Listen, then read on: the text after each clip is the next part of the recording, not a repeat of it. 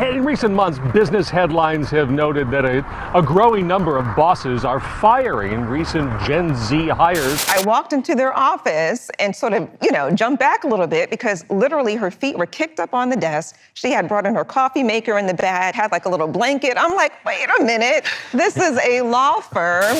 Is that the reason why a lot of Gen Zers have simply decided to forego work?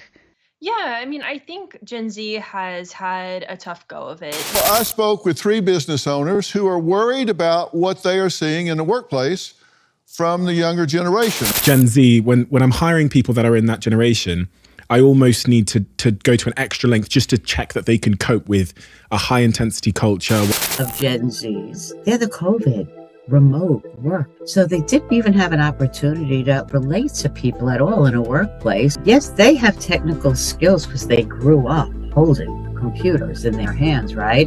But those skills did not apply to the workplace. I have a fear that Gen Z are the least resilient generation that I've ever seen.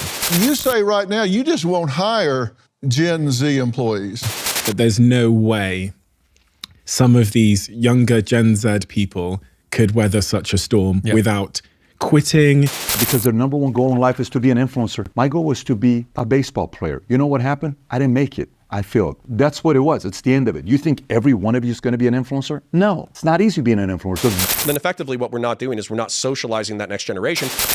Do you ever feel like the odds are stacked against you as a young professional? You know, our culture has this negative stigma about Generation Z, and oftentimes when you're trying to land a new job or start a career or move forward in the job that you already have, can often feel like an uphill battle, like the cards are stacked against you thanks to the stigma set before you by your peers. I know I felt the same way as a young professional, as a millennial. Oftentimes the stigma was you're lazy, you don't want to work, you don't work that hard.